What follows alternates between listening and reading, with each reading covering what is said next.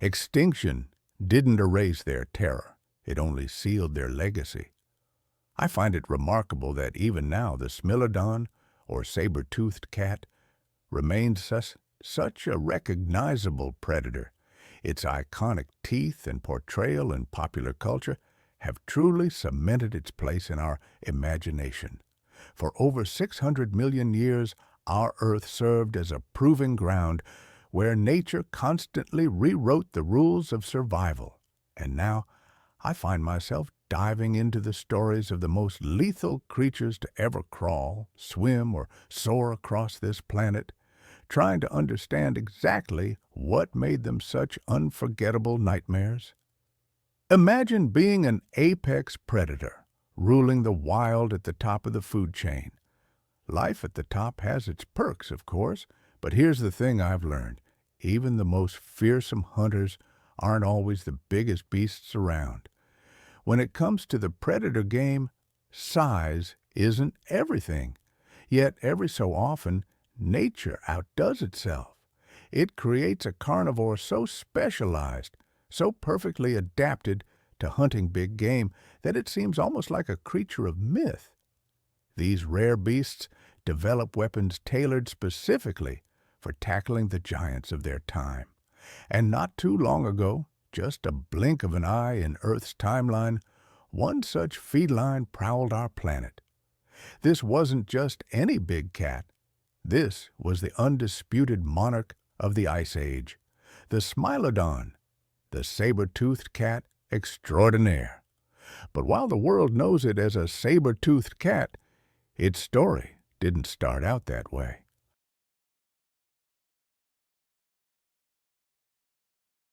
Rewind the clock about 160 years and picture yourself in Brazil. It's here that our tale begins, with a discovery that would perplex the scientific community. When the first Smilodon remains were unearthed, paleontologists didn't immediately recognize them as belonging to a cat. In fact, their initial guess was way off the mark. Based on some isolated cheek teeth that bore an uncanny resemblance to those of modern hyenas, they dubbed this new find Hyena neogaea. However, within a couple of years, the tides of discovery brought forth a tsunami of new fossils. Suddenly, scientists weren't just looking at a few teeth, but a veritable jigsaw puzzle of prehistoric proportions. Foot bones, skull fragments, and those iconic canines, which, by the way, seemed almost comically oversized for any mouth, painted a very different picture. As the pieces fell into place, it became clear that this was no hyena. Instead, they were dealing with a completely new genus of felid, one that was not only massive in size, but also built like a prehistoric tank. This feline was far more robust than any modern cat, a true heavyweight champion of the Ice Age. In light of this revelation, a new name was in order. Thus, Smilodon populator was born. Smilodon, meaning knife tooth, and populator, roughly translating to the destroyer, or he who brings devastation. If you're thinking that sounds like the title of a heavy metal album, you're not wrong.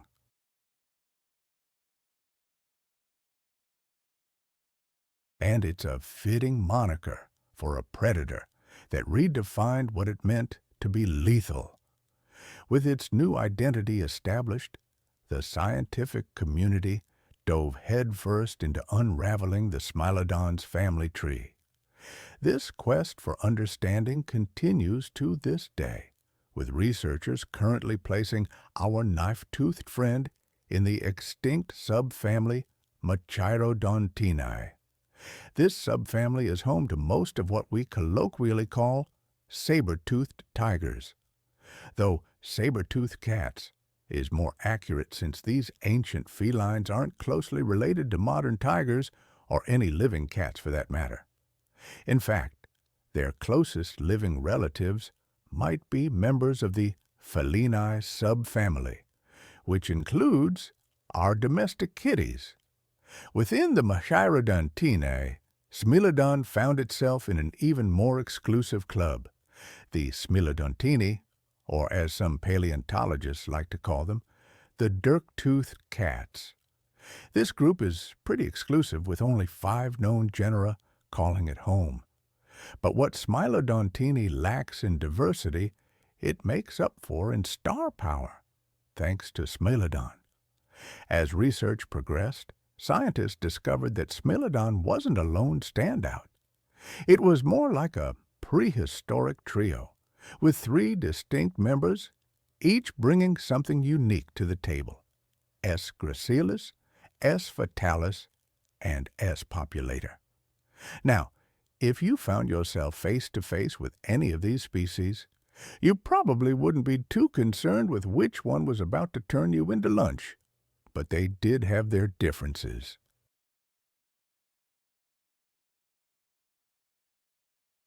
First up, we have S. gracilis, the elder statesman of the group. This OG appeared in North America about 2.5 million years ago, descending from an even older genus called Megafauna. Next came S. fatalis, strutting onto the scene roughly a million years later. Last, but certainly not least, S. populator made its grand entrance about 600,000 years after fatalis, fashionably late to the Ice Age party.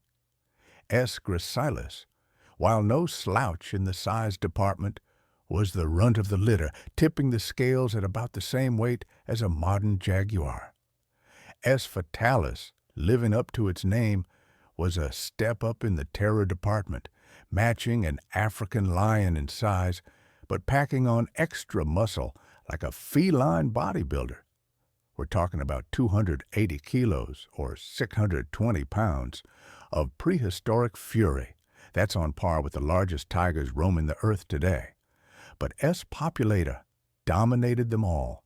This behemoth pushed the boundaries of felid physiology, with the largest known specimens estimated to have weighed in at a jaw-dropping 470 kilos, or 1040 pounds. To put that in perspective, that's about the same as a medium-sized polar bear. Interestingly, unlike many modern big cats, Smilodons didn't seem to be too hung up on gender norms. Studies suggest that there wasn't a significant size difference between males and females, a trait scientists call low sexual dimorphism.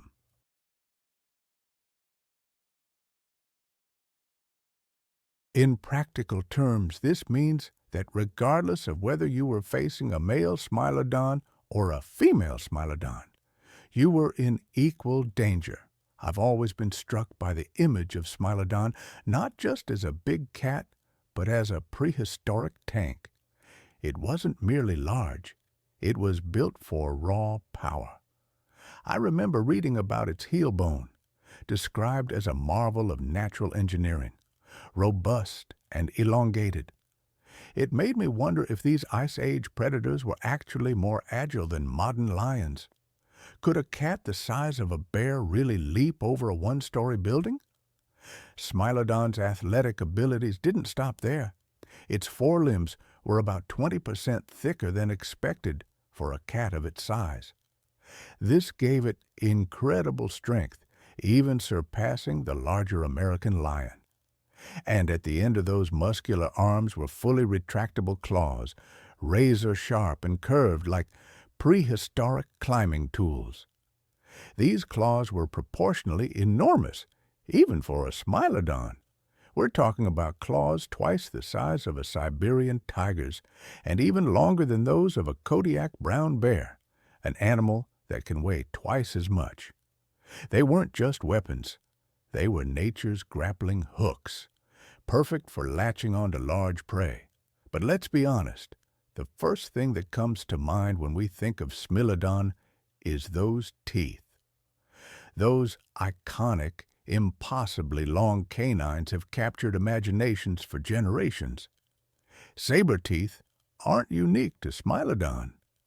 Nature has experimented with this design in various mammals throughout history.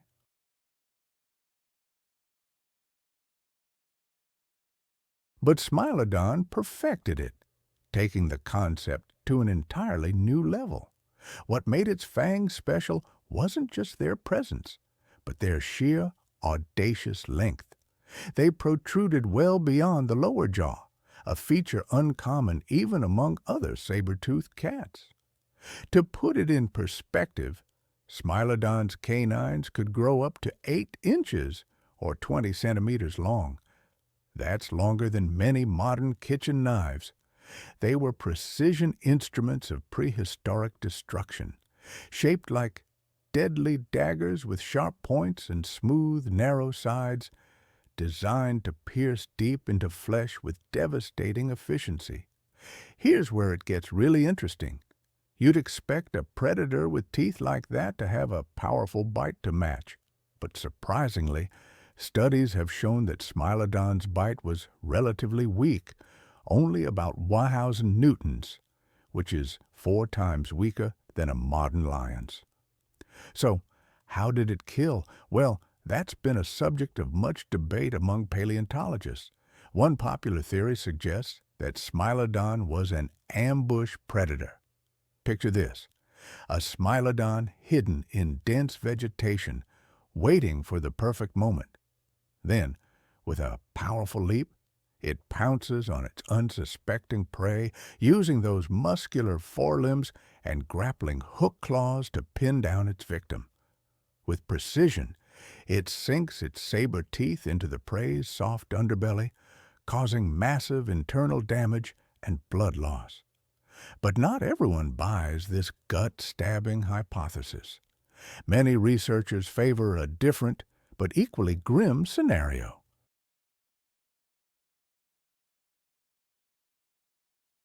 They propose that Smilodon used its powerful build to quickly overpower its prey, then delivered a precise lethal bite to the throat. This would have caused severe blood loss and suffocation, a quick, if not particularly pleasant end for its unfortunate victims. Adding fuel to this theory is the discovery that Smilodon could open its jaw to an incredible 120 degrees. That's almost twice as wide as a human can manage. With a gape like that, pretty much every neck in the Ice Age would have been fair game. But Smilodon wasn't just brawn and teeth. Brain scans of Smilodon's skulls suggest that these prehistoric predators had excellent coordination, sharp hearing, and top-notch vision. Their eye socket shape hints at binocular vision, giving them the depth perception needed to judge distances accurately, crucial for a predator that relied on ambush tactics. And if all that wasn't enough, they were fast too. Many Smilodon fossils show trauma to their sternums, the kind of injury you'd expect from high-speed collisions. This suggests that not only were they quick on their feet, but they were also willing to risk life and limb, or at least a bruised chest, in pursuit of their next meal. Smilodon's unique traits, along with its powerful weaponry, made it a versatile hunter, capable of taking down a wide variety of megafaunal prey. The specific animals it targeted varied based on the region it called home.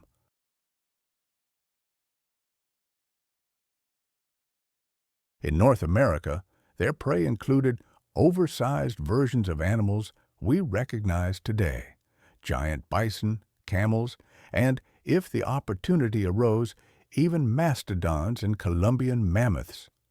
Yes, these cats were taking down creatures that dwarfed modern elephants. In South America, Smilodon's targets were equally impressive and diverse, including creatures like Toxodon, Litopterna, various species of Glyptodon, along with more familiar animals such as horses and camelids. Some evidence even suggests that Smilodon occasionally went after caimans, cementing its status as a top predator. We know what Smilodon ate thanks to skeletal evidence, such as tooth marks on bones, or Smilodon remains found alongside those of their prey, providing vital clues about its diet. One big question that's still hotly debated in paleontology circles is whether Smilodon was a lone hunter or a team player. This isn't just academic curiosity. Knowing whether Smilodon hunted in packs could tell us a lot about its social structure and what kind of prey it typically targeted. One of the strongest pieces of evidence supporting the idea that Smilodons lived socially comes from the La Brea tar pits in California. These California tar pits are a gold mine for paleontologists, preserving countless Ice Age animals that got stuck in the sticky asphalt. The La Brea tar pits, I've always found them to be such a haunting place.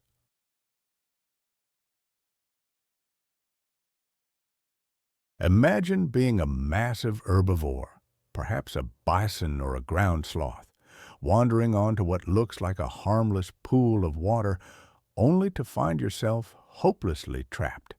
And then, the truly terrifying part, becoming bait.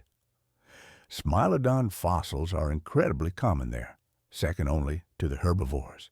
Over 166,000 bones have been found.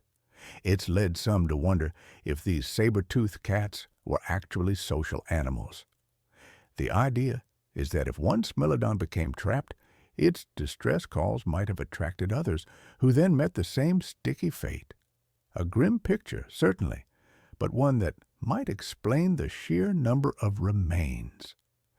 There's another surprisingly touching piece of evidence that suggests social behavior. Some Smilodon fossils show signs of severe injuries or disabilities that would have made hunting incredibly difficult. And yet, these individuals survived well into adulthood. Some paleontologists have proposed something they call pseudo-health care among Smilodons.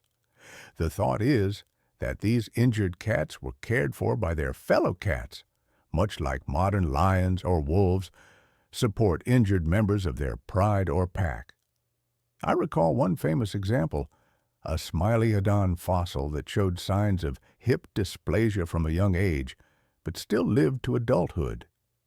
It's hard to imagine how that animal could have hunted alone. It paints a heartwarming, if speculative, image of Smilodon families looking after each other.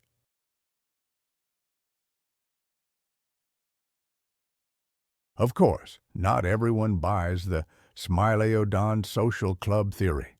Some researchers point out that Smilodon remains found outside of predator traps like La Brea tend to be more isolated.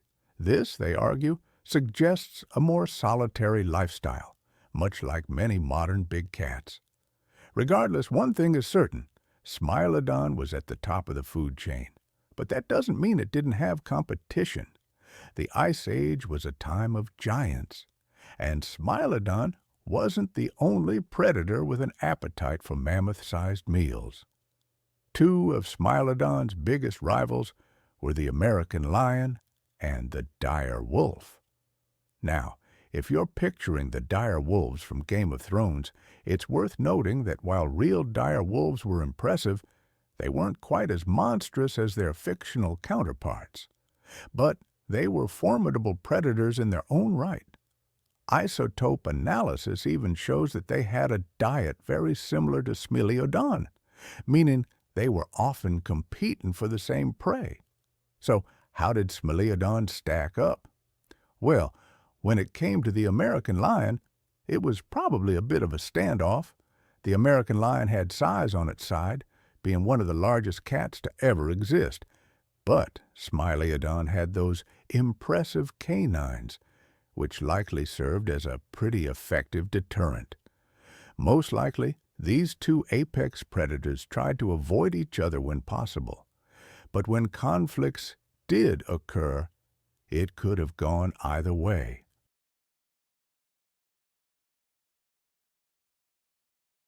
The dire wolf, on the other hand, seems to have often come out second best in confrontations with Smilodon. Evidence from La Brea suggests that dire wolves would frequently abandon their kills when a Smilodon showed up. It's not hard to imagine why. Given those sabers being on full display, most predators would probably decide that discretion was the better part of valor. But lions and wolves weren't the only competition Smilodon had to worry about. The Ice Age was also the time of the short-faced bear, a beast that could make even Smilodon look small by comparison. Some of these bears reached truly dinosaurian proportions, rivaling medium-sized sauropods in weight. However, these ursine giants were more omnivorous than Smilodon, which likely reduced direct competition. Plus, bears tend to be solitary creatures. So, if a group of Smilodons encountered one, the bear would likely have decided that this particular picnic basket wasn't worth the trouble. We've talked a lot about Smilodon's impressive hunting adaptations, but there's one question we haven't addressed yet. How on earth did it eat with those ridiculous teeth? After all, those saber-like fangs seem like they would have been quite the obstacle during feeding. Well, Smilodon had a solution for that, too. Unlike most predators that can chomp down from the front, Smilodon was equipped with specialized slicing teeth called carnassials.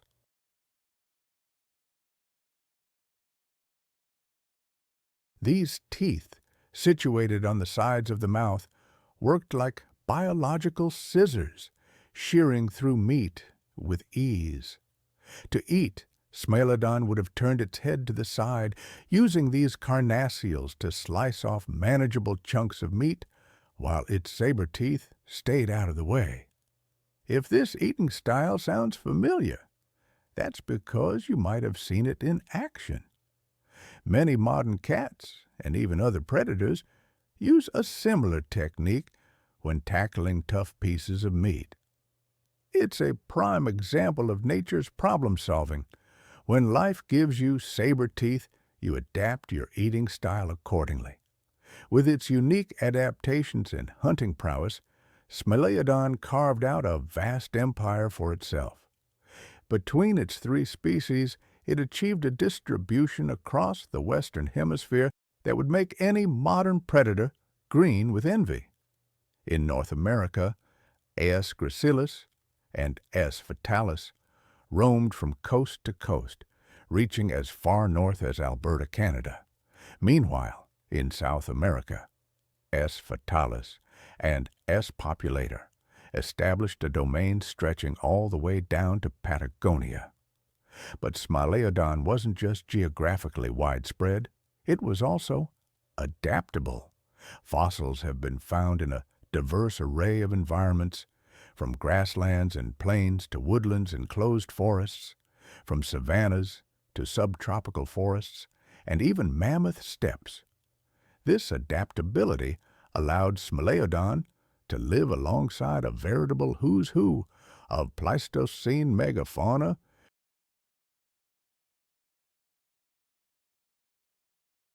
We're talking about a world where you might encounter short-faced bears, proboscideans, ground sloths the size of cars, armored glyptodonts, the rhino-like toxodon, camels, deer, horses, bison, and even terror birds. I sometimes imagine what it must have been like 25,000 years ago when our ancestors first crossed paths with Smilodon.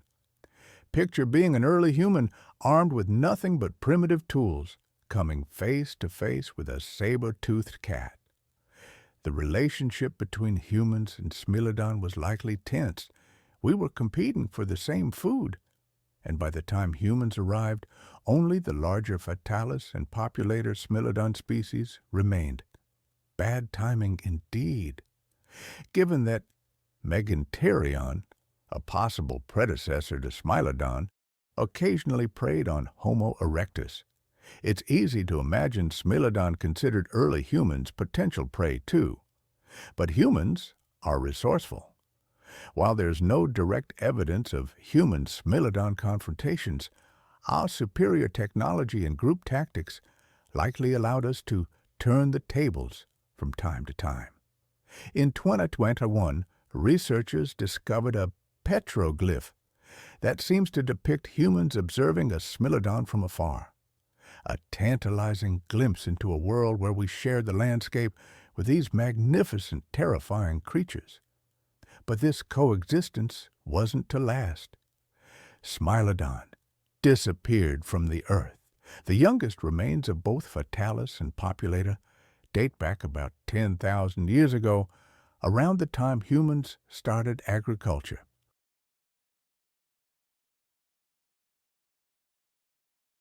The extinction of Smilodon fuels debate among paleontologists. Some believe humans played a role through competition or habitat alteration.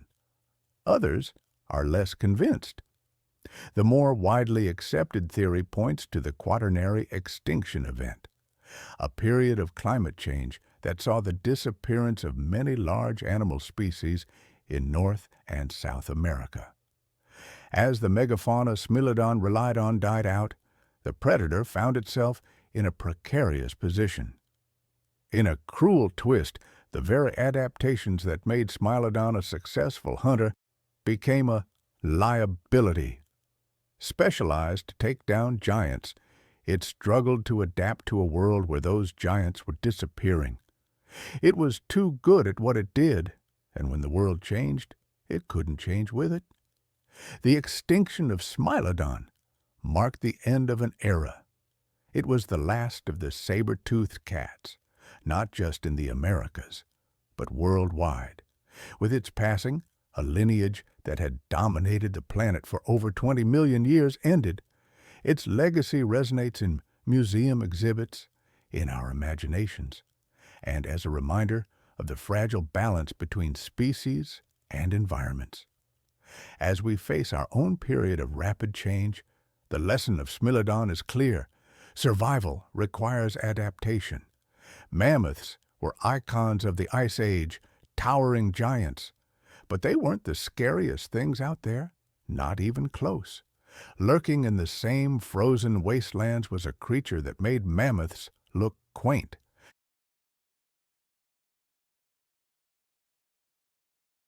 A beast so massive, so brutally engineered, it was less an animal and more a biological battering ram. Imagine the size of a mammoth, but fused with the destructive force of a medieval war machine. This was no gentle giant. It didn't need curved tusks or a coat to command respect. All it had, all it needed, was a single monstrous weapon. One so lethal, so precise, that every encounter became a high-stakes gamble with survival. This was the true juggernaut of the Ice Age, Elasmotherium sibiricum. Imagine a rhinoceros that decided regular size wasn't intimidating enough. Now multiply that by roughly 3. Add the bulk of a small elephant and crown it with a single horn so massive it could serve as a battering ram for medieval warfare. What you're picturing is still probably smaller than the reality of an Elasmotherium. This wasn't just large, it was monumentally oversized. Standing 6.5 feet at the shoulder and stretching 15 feet from nose to tail, Elasmotherium weighed in at a staggering 5 tons of pure, horn-equipped muscle. But the mements alone don't capture the true horror of encountering this beast. The defining feature, the element that transformed Elasmotherium from merely large to genuinely nightmarish, was the horn. Not horns, plural, like its modern rhinoceros descendants, but a single, massive horn that could reach lengths of up to 6 feet. 6 feet of solid, pointed bone jutting from the center of its forehead, like some prehistoric unicorn's fever dream.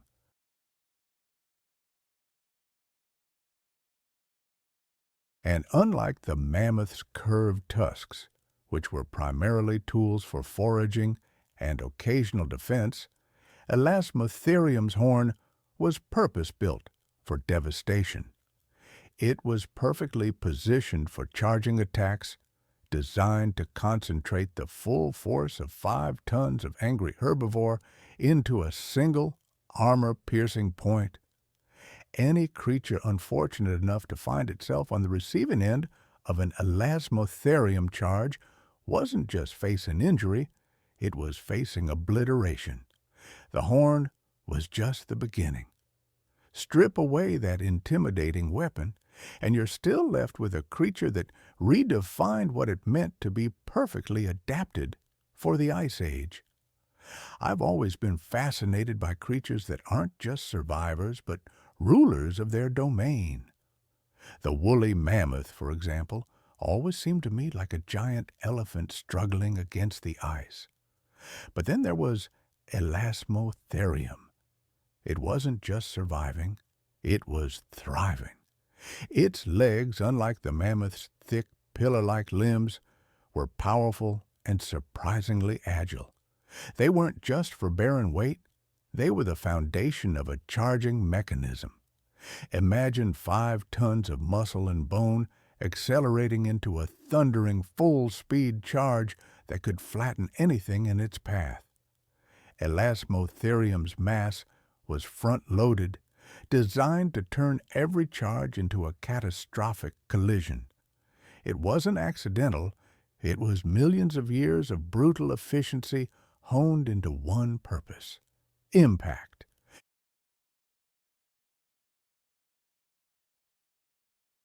The shoulder muscles alone were powerful enough to absorb the shock of high-speed collisions that would have shattered the bones of lesser creatures. Perhaps, most critically, it had solved the fundamental problem that plagued many Ice Age giants: energy efficiency. While mammoths required vast quantities of vegetation to fuel their massive bodies, Elasmotherium's digestive system was optimized for extracting maximum nutrition from the sparse grasses and tough vegetation that dominated the frozen steppes. Its skull, built like a natural helmet, could withstand impacts that would have been fatal to creatures with more delicate cranial architecture. When Elasmotherium charged, it wasn't just the horn that posed a threat, it was the entire front end of the creature functioning as an organic siege engine. While mammoths relied on group protection and intimidation through size, Elasmotherium needed no such social strategies. It was a solitary predator's nightmare and a territorial competitor's worst enemy, capable of defending resources and territory through sheer individual dominance. While mammoths huddled together for warmth and protection, Elasmotherium stood alone because nothing else on the frozen landscape posed a credible threat. And then there was the horn. Up to 6 feet in length and potentially weighing as much as 100 pounds, it wasn't a decorative piece. It was a weapon that could punch through ice, tree trunks, and anything unfortunate enough to challenge its owner.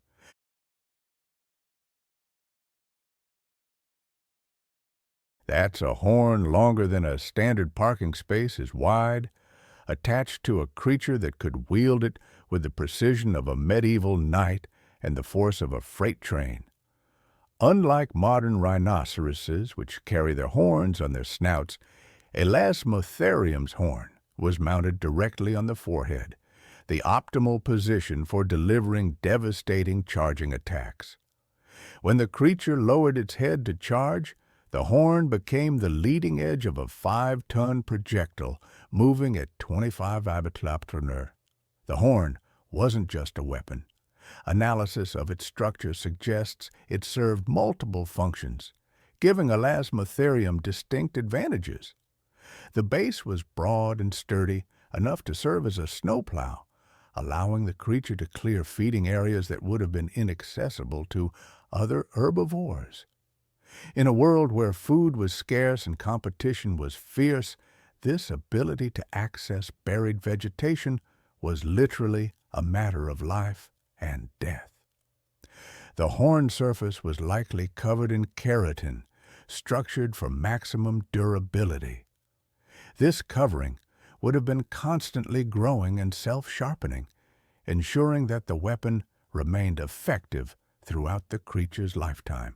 Unlike antlers that shed annually, this horn was a permanent, ever-improving tool of destruction. Recent fossil evidence suggests the horn may have been even more formidable than previously imagined. Some specimens show evidence of horn bases that could have supported structures up to 8 feet long.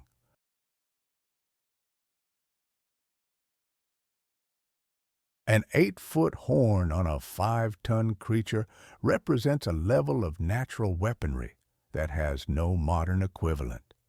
Imagine being a saber-toothed cat or cave bear, creatures accustomed to being the apex predators of their environments, suddenly encountering something that could quite literally impale you from 8 feet away.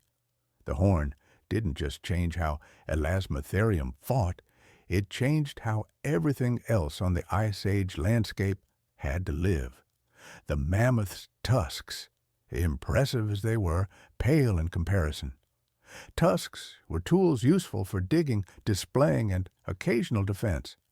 But Elasmotherium's horn was something else entirely. Domination made manifest. A weapon so effective that it redefined the very concept of herbivore. While mammoths were busy adapting to environments that barely tolerated their presence, Elasmotherium had claimed territories that actively welcomed their dominance. The key difference wasn't just what they could survive, it was what they could control. The Eurasian steppe during the Pleistocene was a landscape designed specifically for creatures like Elasmotherium. Vast open grasslands stretched for thousands of miles. The silence surrounding the extinction of the Elasmotherium is genuinely haunting.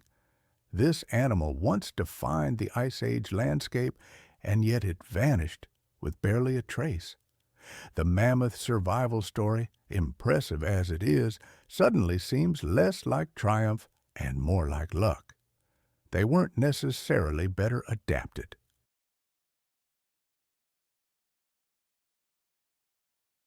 For a creature built like a living battering ram, the landscape of occasional river valleys and scattered patches of woodland was paradise. No dense forest to navigate, no steep terrain to negotiate, just endless expanses of territory where speed, power, and intimidation ruled supreme. But what makes Elasmotherium's territorial dominance truly remarkable is that they weren't just surviving in these conditions. They were thriving in areas where other megafauna couldn't establish permanent populations. The frozen steppes of Siberia, the windswept plains of Kazakhstan, the harsh grasslands of Central Asia, these were Elasmotherium's hunting grounds, territories where the combination of extreme cold, sparse vegetation, and brutal competition eliminated most other large herbivores. The secret lay in their approach to resource management. While mammoth herds required vast areas to support their numbers, moving constantly to find sufficient food, Elasmotherium operated on a different principle entirely. They were territorial specialists, claiming specific ranges and defending them with the kind of aggressive efficiency that made migration unnecessary. That horn wasn't just a weapon. It was a property deed written in bone and enforced through violence. Consider the advantages this gave them during the harshest periods of the Ice Age.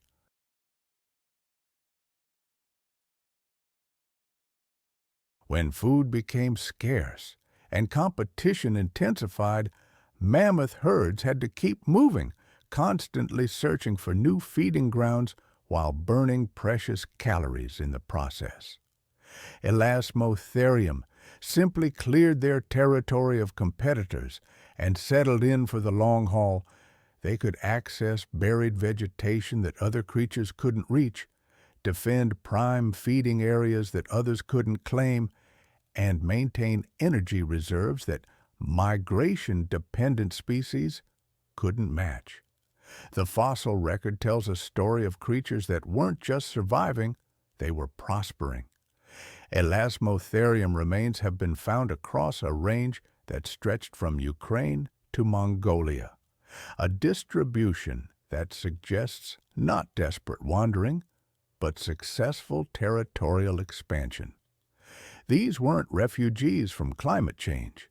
They were the landlords of the Ice Age, collecting rent in the form of exclusive access to the best grazing areas. And unlike mammoth populations, which fluctuated dramatically with environmental changes, Elasmotherium populations remained relatively stable throughout their existence. This wasn't luck. It was the natural result of a survival strategy so effective that it made them nearly immune to the environmental press that devastated other megafauna.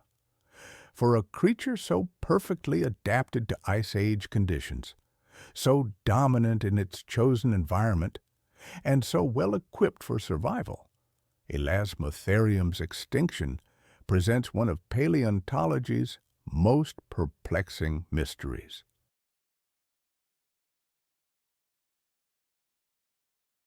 How do you eliminate something that appeared virtually indestructible? While mammoths managed to survive in various forms until roughly 4,000 years ago, with some populations persisting on isolated islands well into human civilization, Elasmotherium vanished from the fossil record around 39,000 years ago. This wasn't a gradual decline.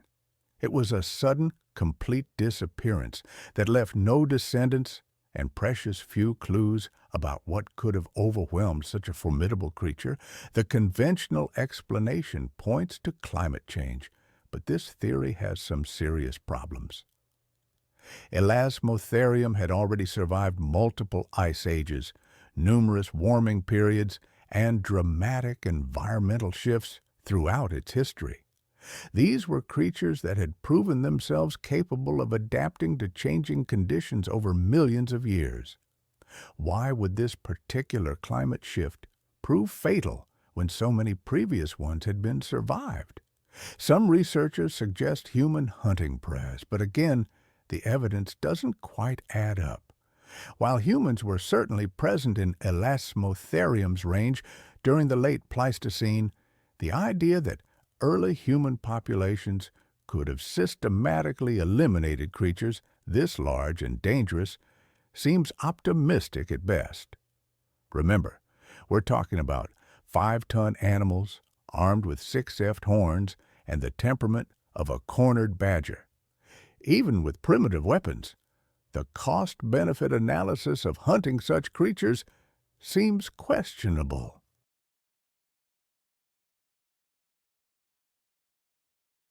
The most disturbing possibility is that Elasmotherium's very dominance contributed to its downfall.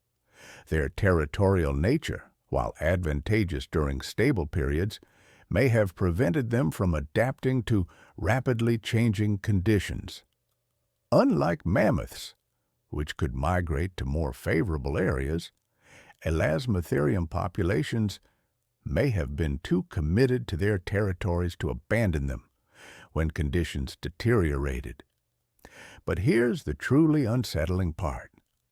The disappearance was so complete that for centuries, scientists weren't even Elasmotherium had existed at all.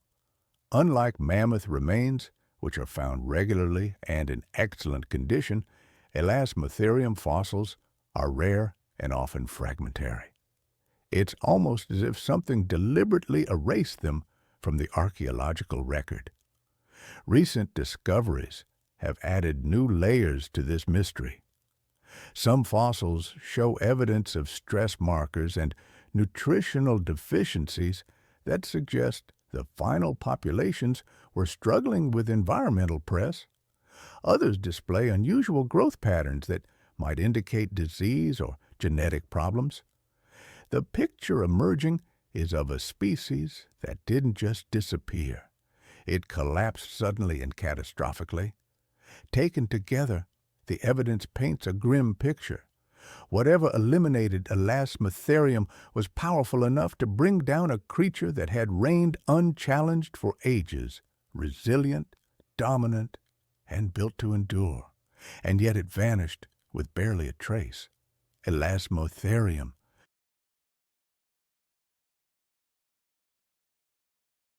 It wasn't just another Ice Age animal. It was the pinnacle of prehistoric power. A creature so finely tuned to its environment that it redefined what dominance looked like. The mammoth may have gotten the fame, but Elasmotherium earned the title that mattered most, the real titan of the Ice Age.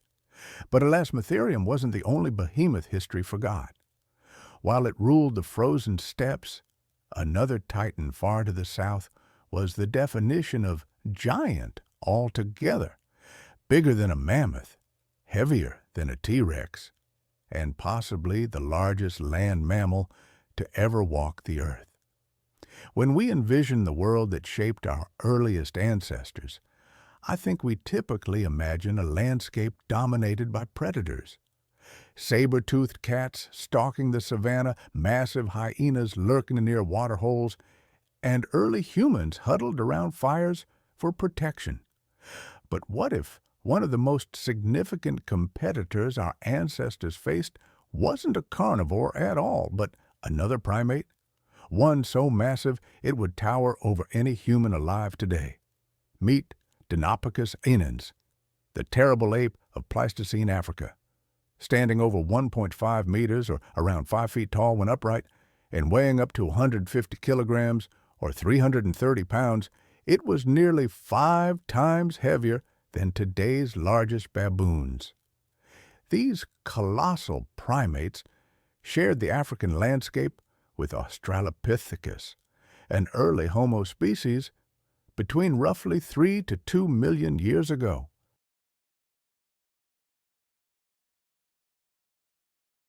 Yet, despite their imposing presence during this pivotal chapter of prehistory, they remain virtually unknown outside of specialized scientific circles.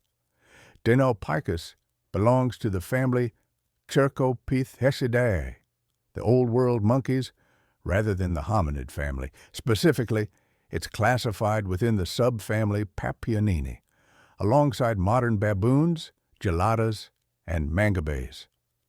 Despite this taxonomic distance from humans, Dinopithecus represents one of the most remarkable examples of primate gigantism in the fossil record. The genus first entered scientific literature in 1938 when paleontologist Robert Broom described Dinopithecus inans based on fossil remains from Sterkfontein, near Pretoria, South Africa. The name itself tells a story. Dino, from the Greek for terrible or fearfully great. Pithecus, meaning ape or monkey, and inens, meaning huge in Latin. A fitting title, I think, for a creature that pushed the boundaries of what we thought primates could become. Subsequent discoveries have primarily come from cave sites in South Africa, including Crom Dry and Cooper's Cave, locations famously associated with early hominin remains. Fossil evidence includes partial skulls, mandibles, and postcranial elements that allow paleontologists to reconstruct its appearance and lifestyle. Most fossils date between 3 and 2 million years ago, placing Dinopithecus firmly in the Pliocene epoch alongside early Australopithecus and Homo species.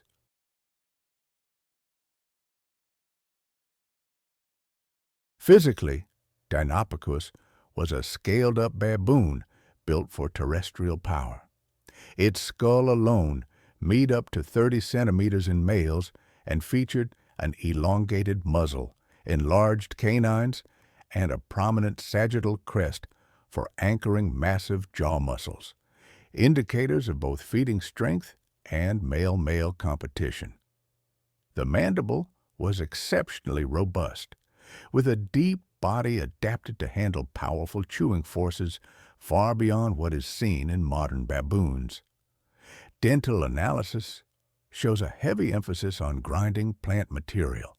Large molars with thick enamel point to a diet that included fibrous vegetation, seeds, and tubers, foods that required prolonged mastication. These adaptations suggest Dinopithecus could exploit tough resources that smaller primates couldn't process efficiently, offering a survival edge in diverse or fluctuating environments. Still, for all that chewing power, it needed a body that could carry the weight, literally. Though fossilized post-cranial remains are fragmentary, they leave no doubt. This was a ground dweller built like a fortress. The bones are dense, the muscle attachments oversized, and the proportions suggest a primate that moved low and heavy. It wasn't agile, but it didn't need to be. It was stable, durable, a four-limbed tank that could traverse both woodland and savanna. Now, here's where the social structure gets fascinating. Sexual dimorphism in Dinopithecus was extreme, even more pronounced than in modern baboons.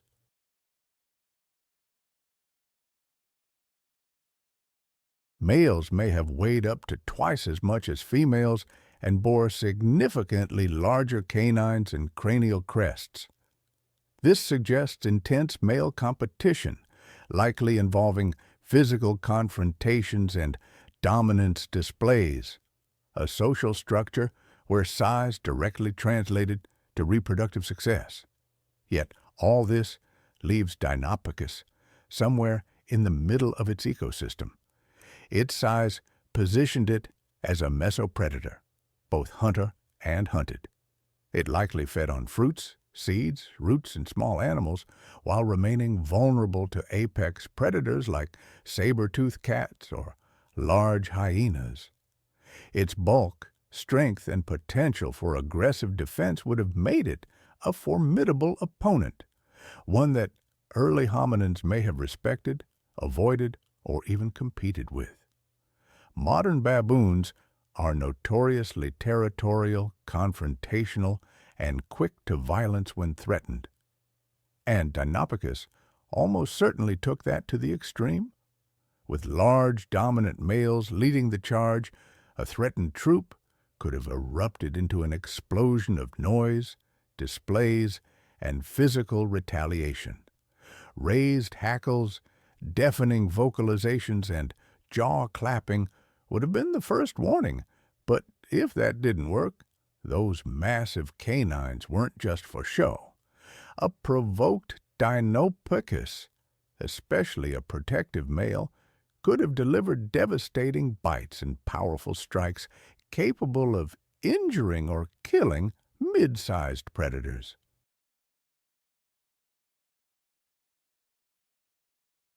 Some paleontologists estimate Dinopithecus could have delivered bite forces comparable to those of big cats, perhaps reaching or even exceeding 2,000 pounds of crushing force. I find myself constantly drawn back to the image of Dinopithecus, a primate so powerful its bite force alone could crush bone.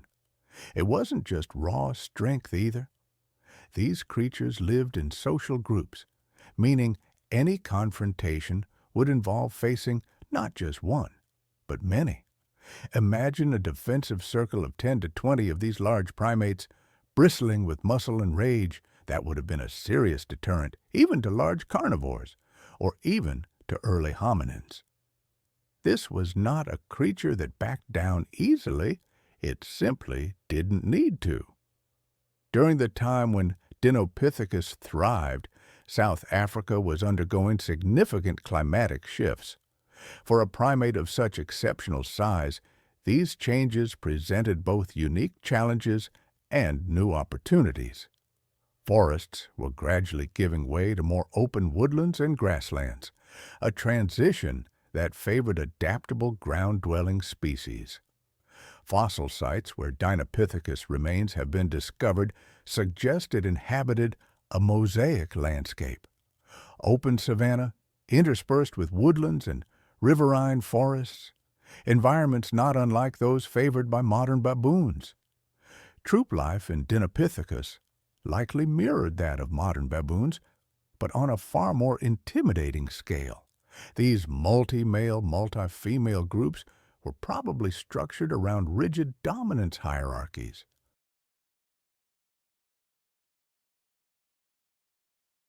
Adult males asserted their rank through visual displays and, when necessary, brutal physical confrontations. Some males weighed up to 150 kilograms.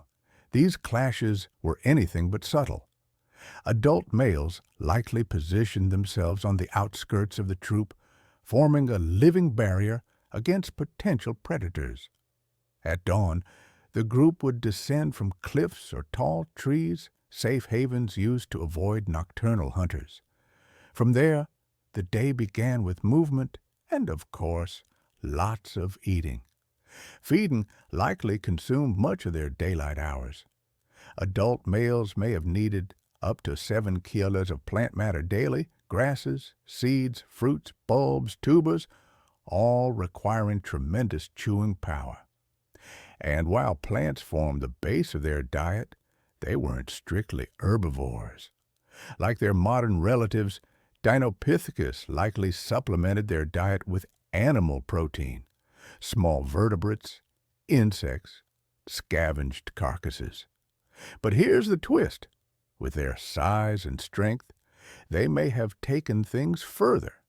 Juvenile antelope or the young of larger prey animals weren't out of the question, and when it came to disputed carcasses, their bulk alone may have been enough to intimidate other predators into backing off.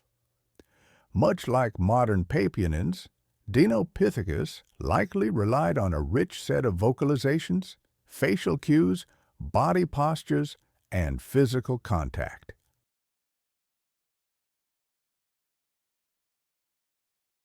With brains scaled to their size and complex social structures to manage, their interactions were probably quite nuanced, broadcasting everything from individual rank to predator warnings with a glance or a grunt. Perhaps the most compelling aspect of Dinopithecus is its temporal and geographic overlap with early human species. Between approximately 3 and 2 million years ago, as Dinopithecus roamed the South African landscape, the hominin presence was undergoing a period of remarkable change. Species like Australopithecus were being joined by early Homo. Upright walking had become well established, brain sizes were growing, and the first stone tools were appearing. This was the crucible of humanity, and Dinopithecus was there to witness it. The fossil evidence places Dinopithecus in association with hominin remains at several critical sites. At Swartkrans and Cooper's Cave in South Africa's cradle of humankind, Dinopithecus fossils have been found in the same deposits as Australopithecus robustus and early Homo specimens. This wasn't just proximity across a landscape.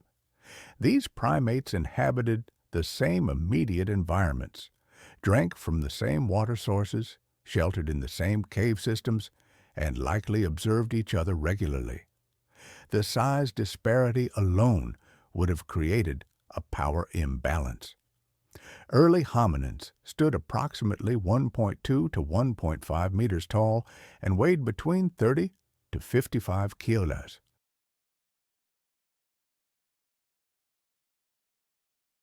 They would have been significantly outmatched by adult male Dinopithecus, which averaged around 80 kilos, with larger individuals reaching up to 150 kilos. Armed with formidable canines and superior upper body strength, even the smaller female Dinopithecus would have presented a physical threat. Competition for resources was inevitable. Both groups were omnivorous, with overlapping dietary preferences, though with different specializations. Early hominins were developing adaptations for a more versatile diet, including meat obtained through scavenging and possibly hunting, while Dinopithecus likely specialized in efficiently processing large quantities of plant materials. Nevertheless, both would have sought out the same high-value food resources: fruits, nuts, tubers, and water sources, creating potential conflict points. And it wasn't just diet that brought them into contact. Both groups favored mosaic environments, offering a mix of woodlands for shelter and open areas for foraging. Both likely needed trees or cliff faces for nighttime safety from predators. Both would have been drawn to reliable water sources, particularly during dry seasons. This shared preference for similar habitats would have end regular encounters between the species. The responses of early hominins to Dinopithecus were likely complex and situational.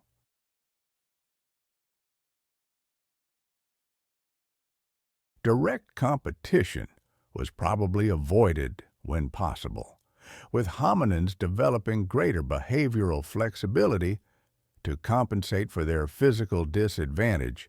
This might have included adjusting activity patterns to avoid peak Dinopithecus feeding times, developing more efficient foraging strategies, or utilizing tools to access food resources unavailable to even the powerful Dinopithecus. One intriguing possibility is that the presence of Dinopithecus may have accelerated hominin tool use and cooperation. When confronted with larger, more physically imposing competitors, our ancestors, the landscape back then must have been a challenging place. I imagine early hominins may have been pre-est to develop stronger social bonds and new technologies simply to survive.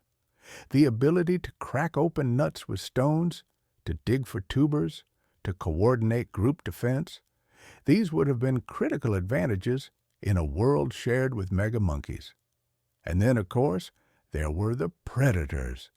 The predator dynamics of these shared habitats are a fascinating area of study.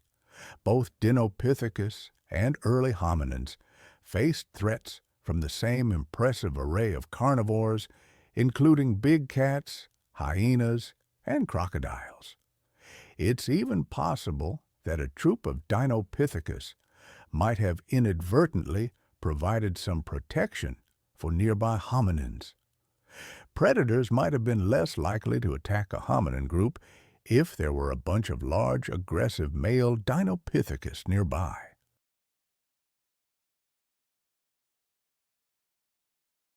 Conversely, a small group of hominins might have attracted predator attention that could then spill over to the nearby Dinopithecus. But eventually, Dinopithecus vanished around 1.8 to 1.6 million years ago. Climate change likely played a huge role in its decline. Expanding grasslands and shrinking woodlands disrupted their food availability and shelter.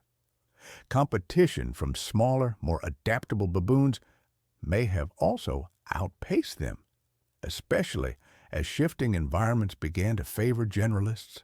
The rise of Homo erectus added new challenges. More advanced tool use, broader diets, and overlapping ecological needs likely intensified the competition for resources. Predation dynamics may also have shifted, with emerging carnivores increasing the risks, particularly for juveniles. And while it's harder to confirm, disease could have contributed as well. Socially cohesive species are often vulnerable to outbreaks. The very traits that once made Dinopithecus successful, large size, slow reproduction, and dietary specialization, may have ultimately left it exposed. Its extinction echoes the broader trend of large-bodied species disappearing during the Pleistocene epoch, not in a sudden collapse, but through a gradual decline under mounting press.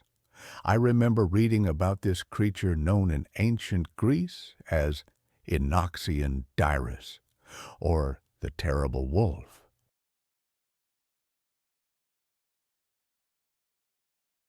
It was said to be so dominant and ferocious that even the largest prehistoric animals feared it, with jaws that could tear through flesh and bones as massive as a mammoth's. This was the dire wolf. Dire wolves, the apex predators of their time, were renowned for their meat-centric diet and intimidating hunting skills. Their unique dental features, like distinct posterior cuspids and transverse crests, set them apart from other wolf species. Their digestive systems were tailored for processing meat, with short intestines optimized for their carnivorous diet. Their robust skeletons, powerful limbs, and broad chests hinted at their strength and prowess in hunting. Their incredible bite force, among the strongest of any canid, enabled them to take down formidable prey with remarkable efficiency. These creatures prowled across diverse landscapes, from the plains of North America to the arid savannas of South America and the steppes of Eastern Asia. In North America, they hunted bison antiquus, Pleistocene horses like Equus scotti, and large ground sloths, such as Megalonyx. Transitioning to South America, dire wolves feasted on a variety of prey, including large ground sloths, glyptodons, toxodons, mastodons, and extinct camelids like Hemiocenia. Crossing the eastern Asian steppes, they faced formidable opponents like woolly mammoths, woolly rhinoceroses, steppe bison, and wild horses.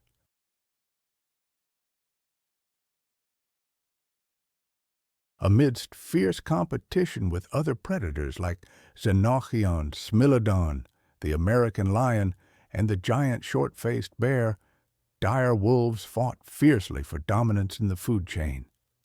At La Brea, they clashed with predators and scavengers amidst trapped herbivores, showcasing their dominance by outnumbering gray wolves 5-1 and demonstrating resilience in challenging environments. Living in monogamous pairs and hunting in packs, dire wolves displayed fierce determination and adaptability. Their hunting strategies, tooth breakage rates, and pack dynamics reveal insights into their evolutionary prowess and survival instincts. With their impressive ability to hunt a wide range of prey, their adaptability, and their ferocity, as well as their versatility in diverse environments, the dire wolf truly stood as a ruler of the food chain. The origin of the dire wolf has sparked debate among scientists, with two conflicting theories proposed.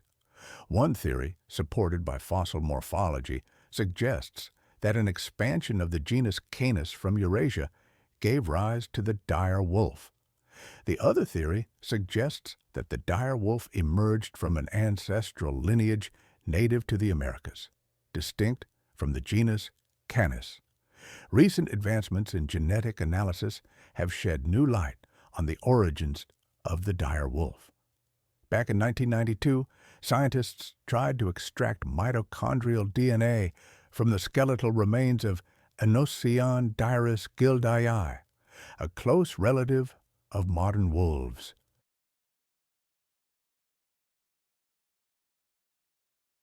But their efforts hit a roadblock when tar residue from the La Brea tar pits stubbornly clung to the bone material, thwarting their attempts at genetic analysis. Then, fast forward to 2021, scientists finally got their hands on nuclear DNA from 5 dire wolf fossils spanning thousands of years. The groundbreaking discoveries revealed the ancient heritage of this magnificent creature. It turns out that dire wolves represent a unique genetic lineage that split from wolf-like canines a staggering 5.7 million years ago. This supports the theory of an ancestral lineage native to the Americas, distinct from the genus Canis. In comparing dire wolves and gray wolves, despite the similarity in their skeletal structures, they are not closely related. This is attributed to convergent evolution, where different species develop similar traits independently, like nature playing a mimicry game. Dire wolves stand out as a unique species within the canine world, distinct from modern gray wolves. The story of the dire wolf spans an impressive 40 million years. It began with the arrival of the canid family in North America. From fox-like vulpini to dog-like canini, the diverse branches of their family tree showcase such intriguing variations. I find it fascinating that dire wolf fossils have been discovered in such diverse habitats across North and South America. Plains, grasslands, forested mountain areas, even arid savannas. They were seemingly everywhere.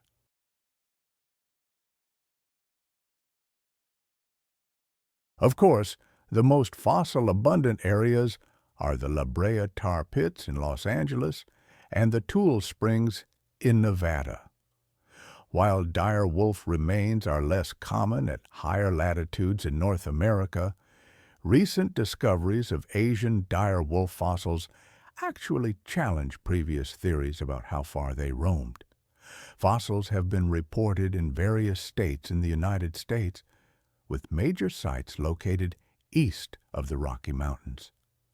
Dire wolf fossils have also been uncovered in various locations across Mexico, particularly in the San Josecito Cave and El Cedazo, and it's remarkable that they've been found in South America with specimens dated to less than 17,000 years ago in countries including Venezuela, Peru, Bolivia, Chile, and Ecuador. The discovery of a dire wolf fossil in northeastern China in 2020 suggests a migration route from mid-latitude North America across Beringia into Eurasia. That really challenges previous assumptions about barriers to their dispersal. Understanding their physical characteristics really sheds light on their remarkable adaptations and behaviors. The dire wolf, similar in proportions to modern North American wolves like the Yukon wolf and northwestern wolf, still exhibited variations in size and morphology. While some dire wolf specimens from Rancho La Brea were smaller than the largest northern wolves today, others were larger.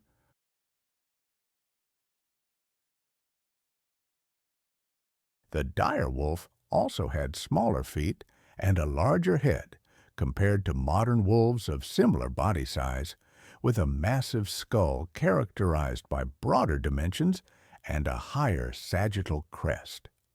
It's interesting that geographic differences in dire wolves were observed. Specimens from California and Mexico showed distinct cranio-dental features and limb proportions compared to those from east of the Continental Divide.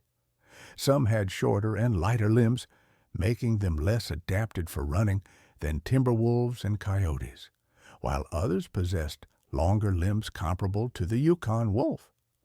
I can only imagine what it was like 125,000 years ago when dire wolves roamed the earth, when the sea level was 8 meters higher than today in the Sangamonian interglacial period. The Wisconsin glacial period followed, lasting from 80,000 to 20,000 years ago, also known as the Ice Age, with glaciers covering much of North America. Dire wolves went extinct 500 years ago, marking the end of a truly unique era. Research indicates that dire wolves evolved separately from modern North American gray wolves and coyotes, without genetic mixing. The reasons for their extinction remain debated, likely involving factors such as climate change, competition with other predators, and changes in prey availability. The disappearance of dire wolves marked the end of a unique lineage within the Canidae family and potentially altered predator-prey dynamics at the time.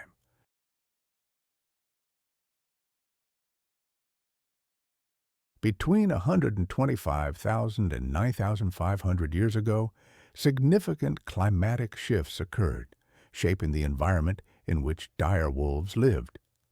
These changes, alongside fluctuations in prey populations, likely influenced their survival. Dire wolves existed in diverse habitats ranging from grasslands to forests, adapting to various environmental conditions. As apex predators, they played a crucial role in regulating ecosystems, impacting the populations of herbivores and smaller predators. Their extinction represented a loss of biodiversity and disrupted ecological balances established over millennia. While interbreeding is known among wolf-like canines, studies have found no evidence of genetic mixing between dire wolves and extant North American gray wolves or coyotes, suggesting independent evolution. The exact reasons for dire wolf extinction remain a subject of debate, with factors such as climate change, competition with other predators, and changes in prey availability likely playing a role. Reflecting on the era of the dire wolf, its formidable presence and powerful bite force captivate our imagination. In the grand tapestry of Earth's history, few chapters are as captivating as the rise and fall of the dinosaurs. These magnificent creatures dominated our planet for over 160 million years, shaping ecosystems and adapting into a myriad of forms that continue to captivate our imagination.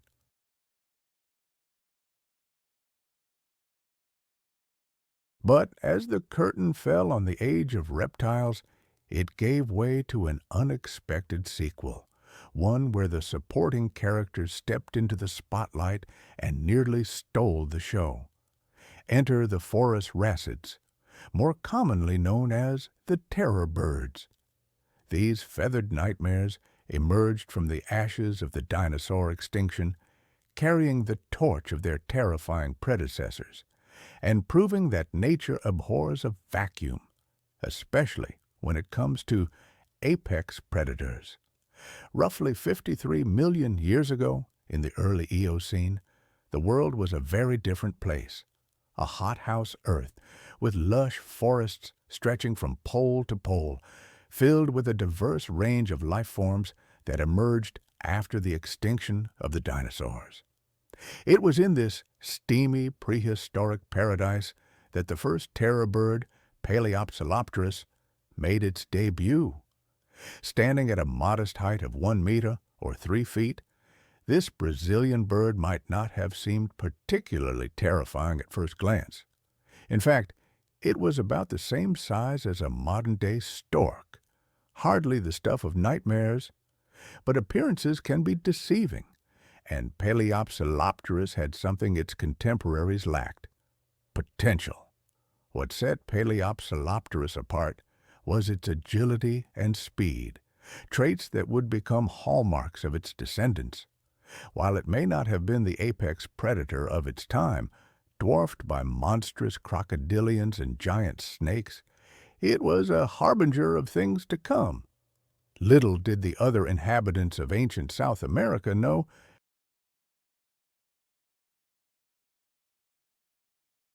I sometimes find myself wondering what the early mammals of Europe must have thought.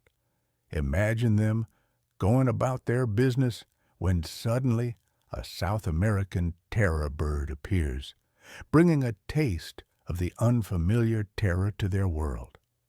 This was Eleuthernis, a terror bird that wasn't content with staying in the Americas. It spread its wings and ventured across the sea, its fossil remains found in France and Switzerland. It's the only known member of its family to have lived outside the New World.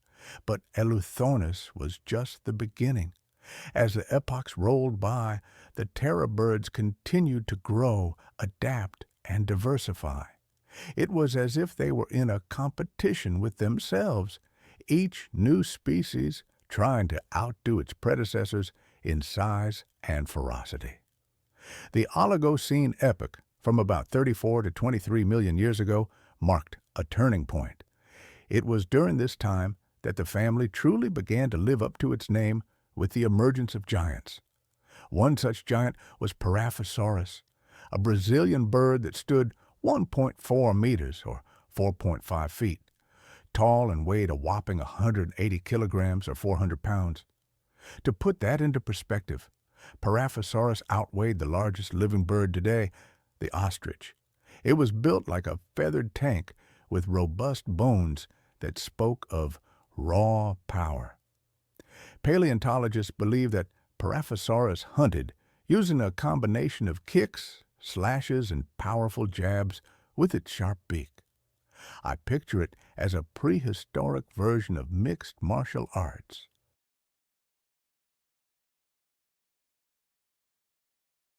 But Paraphosaurus wasn't just a mindless brute.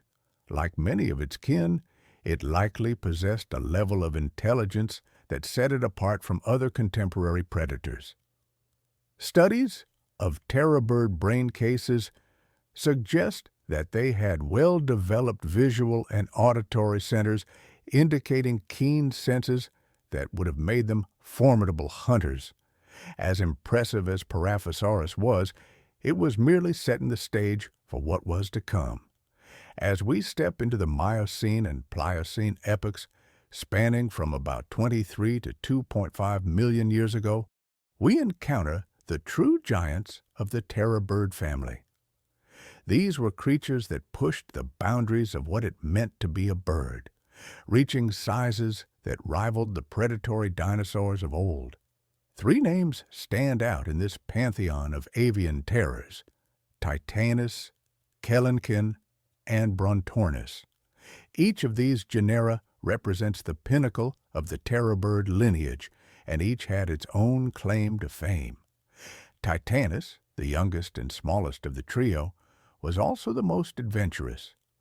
While most terror birds were content to dominate South America, Titanus had grander ambitions.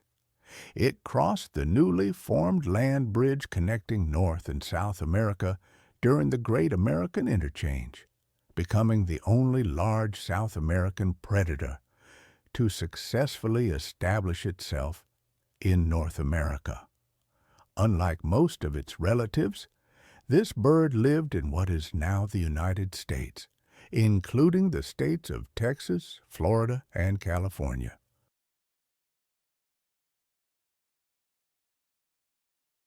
Standing 2 meters or 6.6 feet tall, Titanus would have been an imposing sight for the mammals of North America. Imagine the shock of a Pliocene horse or ground sloth accustomed to watching out for saber-toothed cats and dire wolves, suddenly confronted by this alien predator, half bird, half nightmare. But as impressive as Titanus was, it was dwarfed by its cousins back in South America. Kelenkin, named after a mythological Tehuelche spirit, stood a towering 3 meters or 9.8 feet, tall and weighed around 250 kilograms or 550 pounds. This was a bird the size of a grizzly bear, with a head larger than that of a horse and a beak that could crush bone. Speaking of its head, recent studies have shown that Kelenkin and other large terror birds possessed a unique skull structure that set them apart from their smaller relatives. Known as the terror bird skull type, this adaptation gave them increased bite force and pecking power. This suggests that these giants may have been capable of taking down larger prey than previously thought, potentially including some of the megafauna that roamed South America during their reign. But the title of the largest terror bird is still hotly debated, with Brontornis giving Kelenkin a run for its money. While slightly shorter at 2.8 meters or 9.2 feet, Brontornis was built like a feathered bulldozer, potentially weighing up to 400 kilograms or 880 pounds.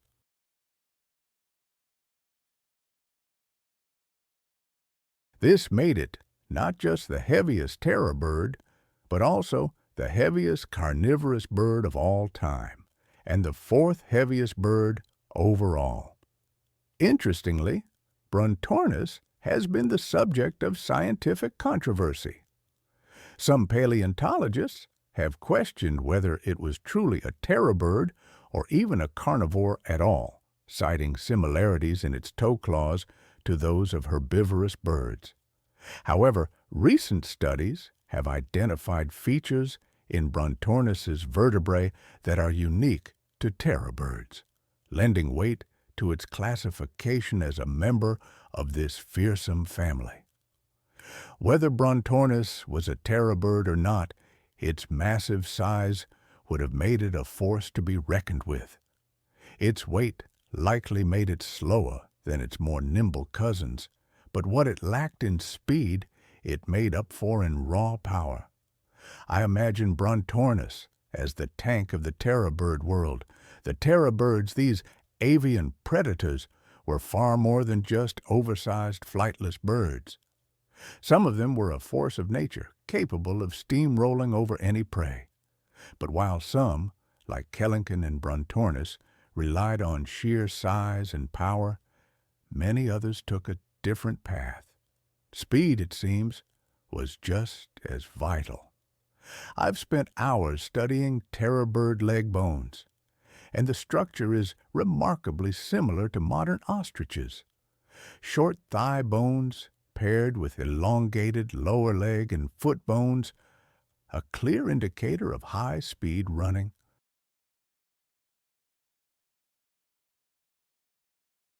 Paleontologists believe that many terror birds, including some larger species like Titanus, could have reached speeds exceeding 30 km/h. That's faster than Usain Bolt, while being twice as tall and weighing several times as much. But speed wasn't just for chasing prey. For many, especially the smaller and medium-sized species, it was a crucial defense. In a world filled with other large predators, including giant carnivorous mammals and enormous crocodilians, a quick getaway could mean the difference between life and death. This combination of speed and size made terror birds versatile predators. Smaller, faster species might have specialized in chasing down swift prey like small mammals and reptiles. The larger, more powerful species could have employed ambush tactics or even taken on larger quarry. While their imposing size and fearsome beaks often steal the spotlight, the true power of terror birds lay in their highly developed senses. Recent studies of terror bird skulls and brain cases have revealed sensory capabilities that put them leagues ahead of many contemporaries. They might not have had eyesight quite as sharp as modern raptors, but they were far from visually impaired. Their eyes were well developed and positioned to provide excellent depth perception. What really set their vision apart was its versatility. These birds were equally adept at seeing in bright daylight and in the dim light of dawn and dusk, making them effective hunters around the clock.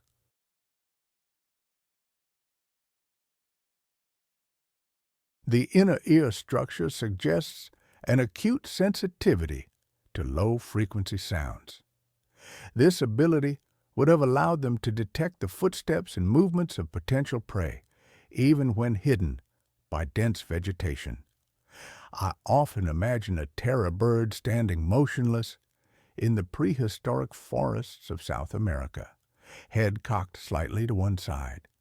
To a casual observer, it might appear to be resting or even dozing, but in reality, every fiber of its being is alert, its incredibly sensitive ears picking up the faintest rustle of leaves or the softest patter of tiny feet.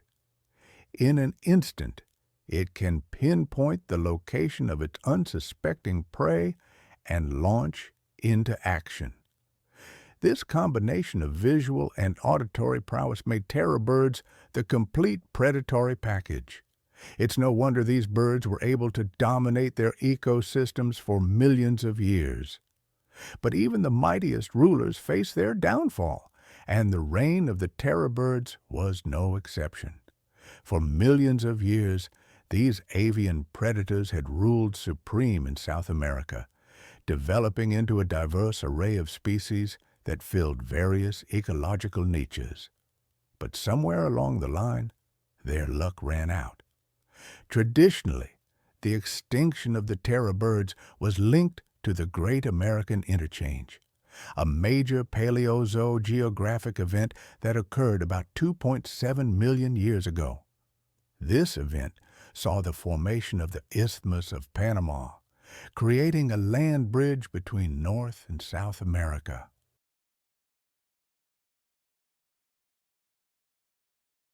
As a result, animals from both continents were able to migrate across this newly formed connection, leading to a significant reshuffling of fauna. The conventional wisdom held that the influx of new predators from North America, including cats, dogs, and bears, outcompeted the terror birds, leading to their eventual extinction. It was a neat and tidy explanation that seemed to make perfect sense. However, as is often the case in science, the truth has turned out to be more complex and nuanced. Recent studies have cast doubt on this simple competition-based extinction model, revealing a more intricate tapestry of factors that led to the terror bird's downfall. One of the primary challenges to the competition hypothesis comes from a closer examination of the fossil record. It turns out that most terror birds, along with many of their main South American competitors, had already disappeared long before placental predators arrived in South America in significant numbers. This timing mismatch suggests that something else was at play. Moreover, the success of Titanus in North America serves as a counterpoint to the idea that terror birds couldn't compete with placental mammals. Not only did Titanus successfully expand its range northward during the interchange, but it also managed to coexist with large canids and felines for millions of years. Clearly, at least some terror birds were more than capable of holding their own against mammalian predators.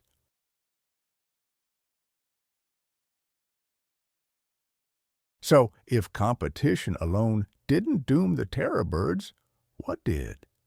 The answer, as is often the case in paleontology, likely involves a complex interplay of factors. Climate change, in particular, may have played a significant role. From the Oligocene to the Pliocene, Earth's climate was on a long-term cooling trend, culminating in a series of ice ages. This global cooling would have had a profound impact on the ecosystems that terror birds called home. As temperatures dropped and habitats changed, the lush forests that many terror bird species relied on would have given way to more open landscapes. The terror birds. It's a name that conjures images of feathered nightmares, giants battling to survive in a world that was rapidly changing. For years, I believed these creatures had vanished 1,000,000 years ago. Now, I'm not so. New fossil discoveries have dramatically shifted the timeline. Some smaller terror bird species existed as recently as 96,000 years ago. And then there's this. Fossils attributed to an unidentified species dated to only 18,000 years ago. Imagine that. If that's true, these birds lived almost to the cusp of human arrival in South America. It makes you wonder, doesn't it? How close did we come to meeting these giants? While direct encounters are unlikely, could stories of these birds have echoed through generations, influencing the folklore of South America? After all, other megafauna like woolly mammoths left their mark on human culture.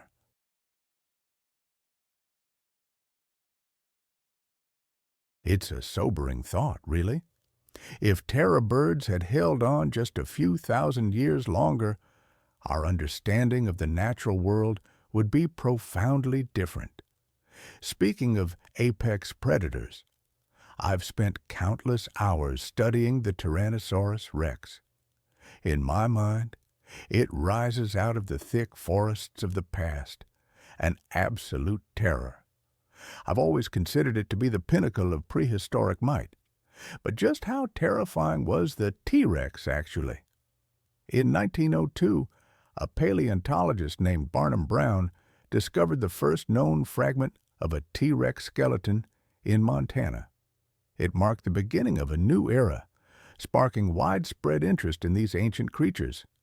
Since then, major finds, including the virtually complete specimen named Sue, have offered invaluable insights. Through excavation, evaluation, and reconstruction, researchers have pieced together the history of this giant predator and its role as an apex predator. During the late Cretaceous period, T-Rex, along with other large theropod dinosaurs like Tarbosaurus and Daspeltosaurus, belongs to the Tyrannosaurini subtribe within the Tyrannosauridae family. As one of the last and most widely recognized tyrannosaurid species, Tyrannosaurus rex reigned supreme as the top predator of the late Cretaceous era, a key figure in the evolution of dinosaurs. The T-Rex was truly immense, boasting a muscular body that stretched up to 12 meters, about the length of a school bus.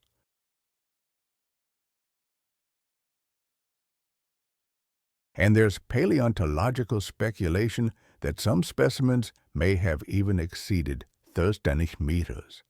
Beyond its length, this imposing giant stood approximately 6 meters tall at the hips. Imagine that, a creature of enormous height, its powerful legs supporting its massive frame, its head held high as it surveyed its realm with regal authority. Of course, size isn't everything. The big question is, how heavy were these creatures? Estimates suggest that a T-Rex could weigh anywhere from 12 to 18 tons, skin and flesh covering its massive bones.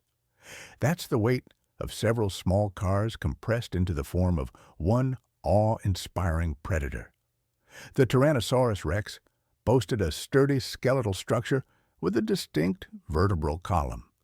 The neck, back, and sacral vertebrae all contributed to its imposing form.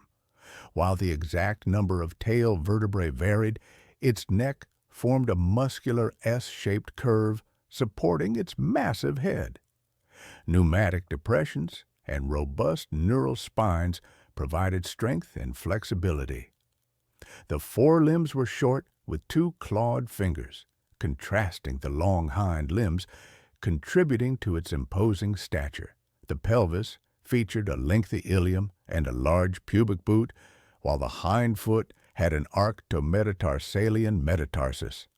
Throughout its skeleton, many bones were hollowed, reducing weight without sacrificing strength, crucial for supporting its bulk.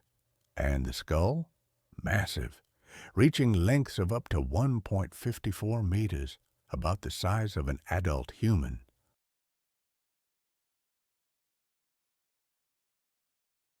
The skulls of Tyrannosaurus rex, they were truly something else. I've seen casts and reconstructions, of course, but to imagine the real thing, massive, yet somehow lightened by these large fenestrae, these natural windows in the bone, and the adaptations, that incredibly wide rear, the narrow snout, it all combined to give this creature binocular vision unlike anything else. Those skulls weren't just big, they were cleverly engineered. Huge, yes, but made of fused bones, with air pockets, pneumatized components, they call them. It was all part of what made the tyrannosaurid bite so incredibly powerful, far beyond that of other dinosaurs. And the U-shaped tip of the upper jaw, I remember reading about that for the first time and being stunned. It allowed them to rip away more tissue and bone with each bite, even though it put a lot of stress on those front teeth. The teeth themselves were terrifyingly specialized. In the upper jaw, they had these prominent ridges, the tips curved backward like cutting tools. A true heterodonty, they call it, meaning different teeth for different jobs. And the rest of the teeth, robust, spaced apart, like lethal bananas. In the adults, the upper jaw teeth were even bigger than those in the lower jaw. I read about one tooth that was over 30 centimeters long. Imagine that lodged in your flesh. The upper and lower jaws were riddled with small openings, little windows hinting at sensory capabilities or maybe even external structures.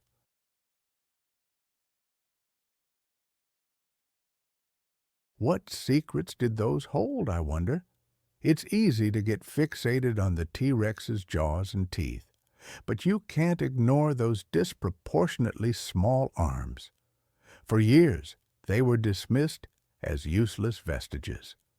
But then I came across Stephen Stanley's theory.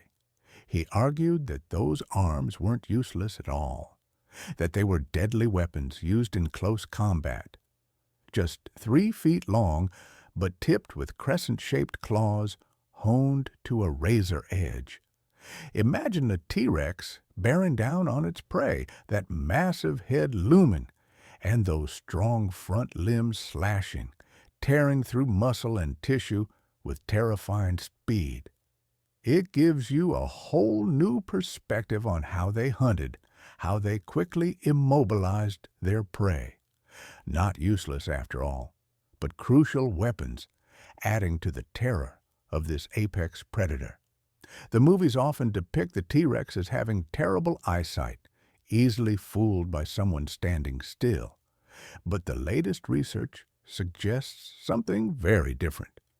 Paleontologists, using comparative anatomy and fossil evidence, now believe that T-Rex likely had vision comparable to modern predators like hawks, able to spot both moving and stationary objects. It makes you rethink everything you thought you knew. Some even believe it was an ambush predator, using its size, powerful jaws, and keen senses to strike quickly. Others picture it as more of a scavenger, feeding on carrion. The debate continues, and it just shows how complex the T-Rex's behavior and ecological role really were.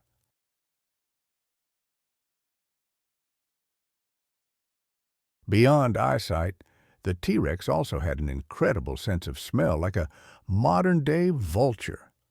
I read somewhere that it could detect objects up to 6 kilometers away under the right conditions.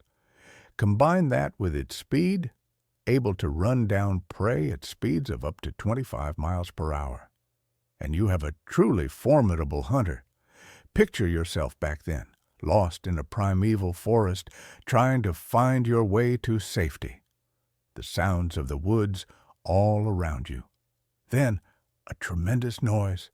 The T-Rex is approaching. Your heart pounds. You run, your feet pounding on the forest floor.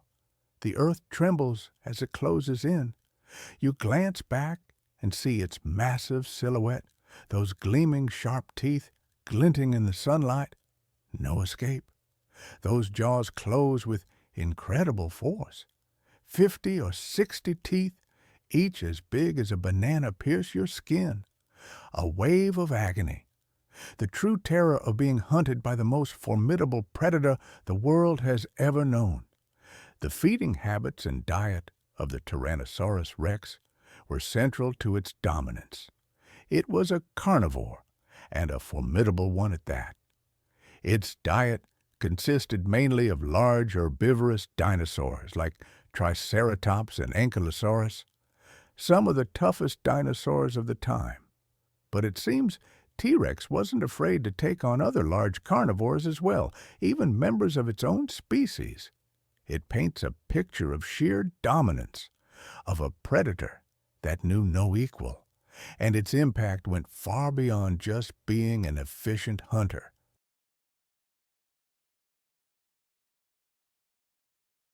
Its very presence shaped the behavior of other animals.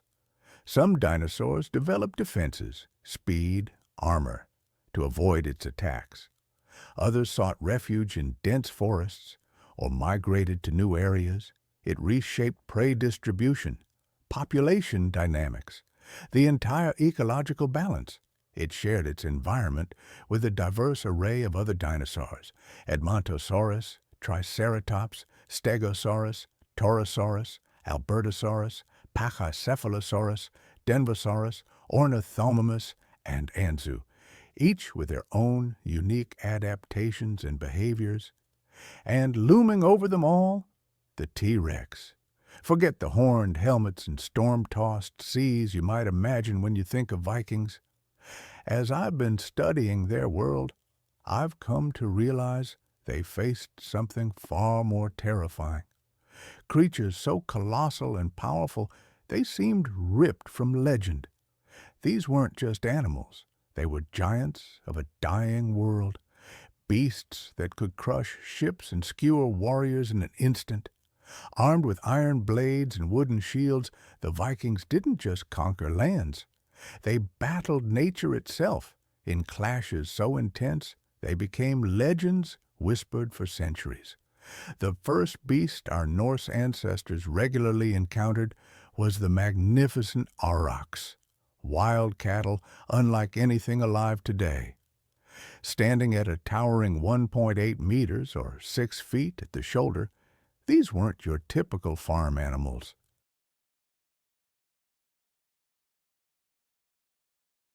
A full-grown aurochs bull could weigh up to 1,000 kilograms or 2,200 pounds with a muscular frame that dwarfed even the largest modern cattle breeds.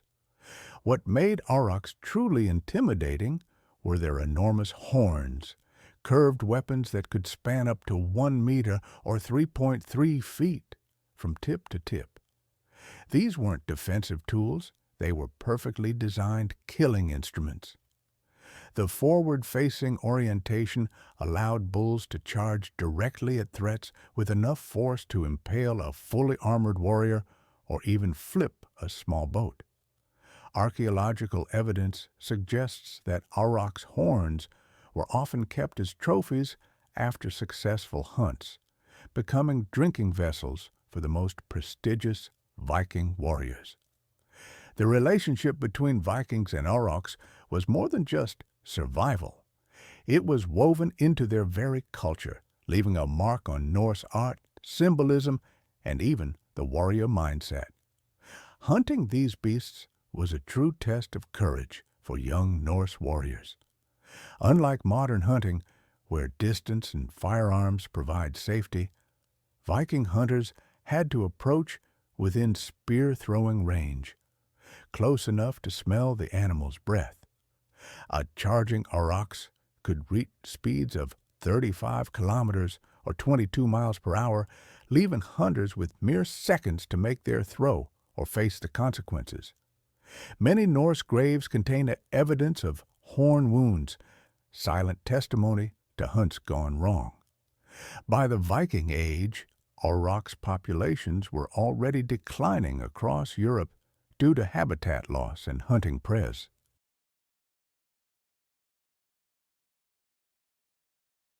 The last known aurochs died in 1627 in Poland's Jaguar-Sized forest, long after the Viking era had ended. But the land wasn't the only domain where Vikings encountered magnificent creatures that have since vanished. The seas that formed their highways held their own vanished giants. If you sailed with Vikings across the North Atlantic, you would have witnessed an extraordinary sight along rocky coastlines. Colonies of thousands of black and white birds standing upright like tiny sentinels. The great auk, often called the original penguin, bore a striking resemblance to its southern hemisphere counterparts, despite having no direct relation. Standing about 75 to 85 centimeters, or 2.5 to 2.8 feet tall, these flightless birds were perfectly adapted to the cold waters of the North Atlantic. Their wings had transformed into powerful flippers that propelled them through the ocean with remarkable speed. Measurements based on similar birds suggest they could fly underwater at up to 35 kilometers or 22 miles per hour. On land, however, they were awkwardly vulnerable, waddling upright on two legs, unable to take flight when danger approached.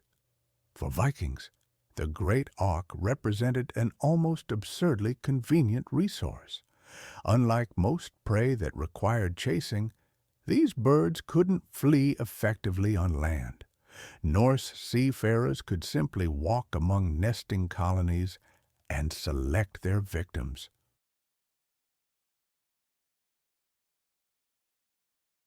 Archaeological evidence from Viking settlements in Iceland, Greenland, and the Faroe Islands reveals vast quantities of great auk bones in kitchen middens, often showing cut marks consistent with meat removal. The great auk's waterproof feathers were prized for insulation and bedding. Its fat provided lamp oil, and its beaks became decorative items. A Viking burial in Norway even featured a necklace with 5 great auk beaks, hinting at both symbolic and practical value. Ironically, the bird's marine adaptations made it vulnerable, breeding only on a few remote islands, laying a single egg on rocky ground. By the Viking Age, human hunting had already forced some colonies to vanish. The great auk's final extinction didn't occur until 1844, when the last confirmed pair was killed on the island of Eldey, off Iceland. A sad epilogue to a relationship that began when the first Norse ships reached their breeding grounds. The birds that had once numbered in the millions, forming colonies so vast they darkened shorelines, vanished because they had no natural defense against human predation. While Vikings ventured across vast oceans, the forests that surrounded their settlements held creatures just as remarkable and far more dangerous. Among these was a distinct forest giant that many researchers now believe represented a specialized hybrid population, the European forest elk, or skogselg.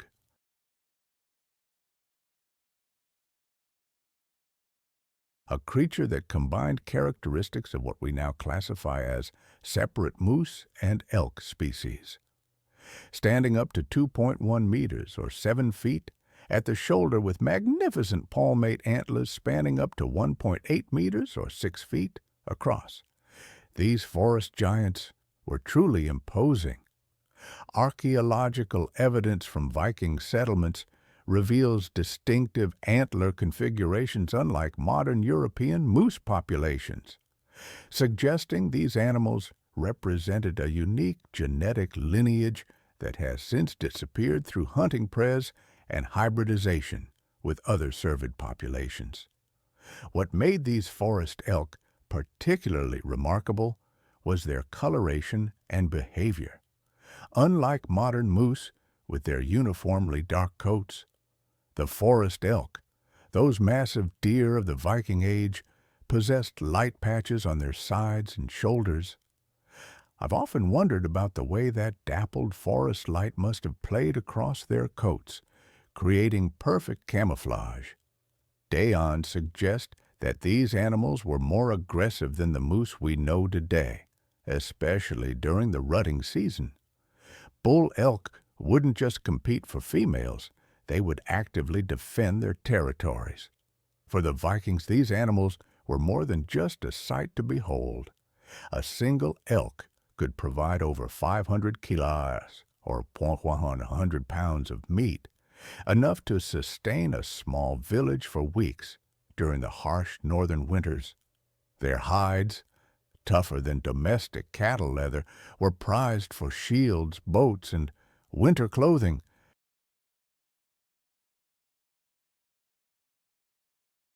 But perhaps most valued were their enormous antlers, transformed by Viking craftsmen into tools, weapons, and even drinking horns for celebrations. By the late Viking Age, though, these populations were already showing signs of decline. Intensive hunting and forest clearing fragmented their habitat across Scandinavia, and encounters with these magnificent beasts became increasingly rare. Medieval sources began to describe them as creatures of the remote wilderness. But these forest giants weren't the only creatures shaping Viking survival. Deep within Scandinavia's icy rivers swam another unexpected powerhouse, one just as valuable and equally dangerous. Today, spotting a whale feels like a rare and wondrous sight, but for Viking sailors, such encounters often turned into high-stakes battles. Gray whales were a valuable prize, offering meat, oil, and bone, but hunting them meant rowing dangerously close, where a single thrash of the whale's tail could shatter a longship. Unlike most whale species that still inhabit northern seas, the Atlantic gray whale population was driven to complete extinction by the 18th century. During the Viking Age, however, these magnificent marine mammals were abundant, particularly in coastal waters. Atlantic gray whales reached lengths of 14 to 15 meters, or 46 to 49 feet, comparable to modern gray whales in the Pacific, and weighed up to 36 tons, roughly the size of a Viking longship.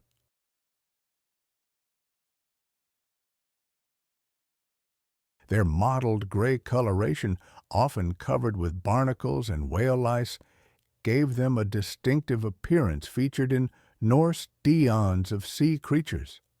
What made gray whales unique among the cetaceans Vikings encountered was their feeding strategy. Unlike deep-diving species, gray whales were bottom feeders, plowing the sea floor for small invertebrates and creating massive mud plumes visible from the surface. This habit brought them into shallow coastal waters, precisely where Viking ships operated most frequently. For Norse communities, gray whales represented an extraordinary bounty when successfully hunted. A single whale could yield up to 20 tons of meat and blubber, enough to feed an entire Viking settlement through the harsh northern winter. Archaeological evidence from coastal North settlements shows specialized bone tools designed specifically for processing whale meat, alongside huge cooking pits that could only have been used for creatures of this size. The hunting of gray whales wasn't without peril. Unlike passive species such as the right whale, gray whales were known for their aggressive defense when threatened. They would often charge attacking boats, using their massive flukes to smash wooden vessels to splinters. Norse sagas contain accounts of whaling expeditions ending in disaster, when cornered whales fought back, earning them the nickname devilfish among later whalers.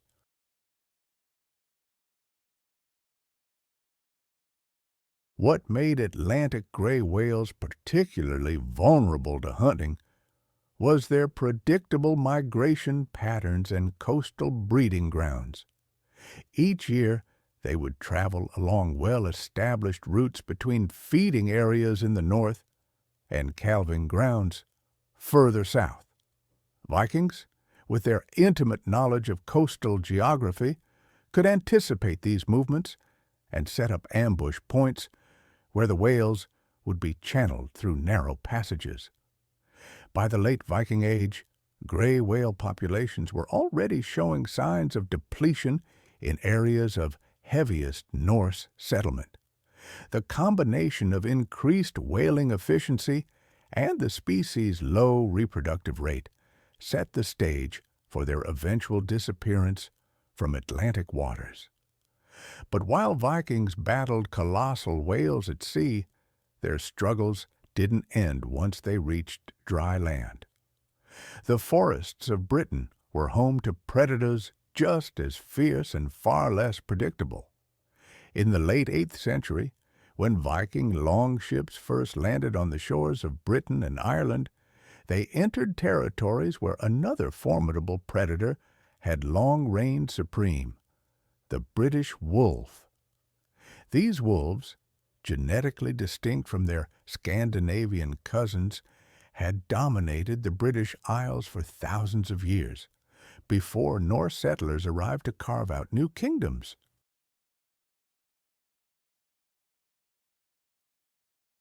Standing taller than the Honshu wolf of Japan but smaller than modern timber wolves, British wolves typically reached heights of 70 to 85 centimeters or 28 to 33 inches at the shoulder and weighed between 30 to 45 kilos or 66 to 99 pounds. Their thick, often gray-brown coats were adapted to the damp conditions of the British Isles, with distinctive white markings frequently appearing on their chests, a feature noted in several Viking-era daons.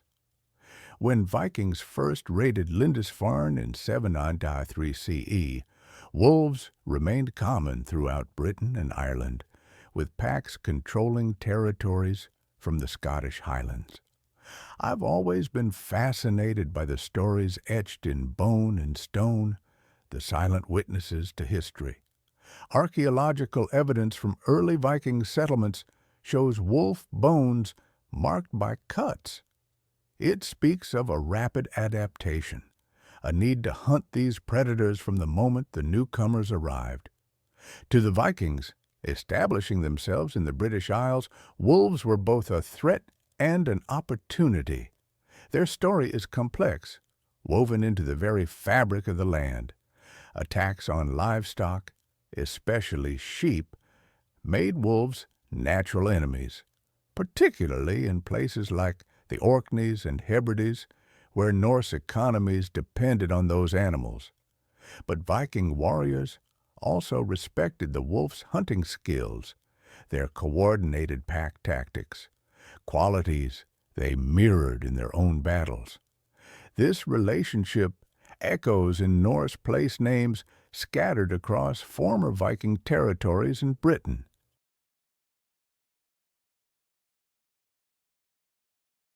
Places like Olvadale, Wolf Valley in Cumbria, and Wolf Hill in Perthshire.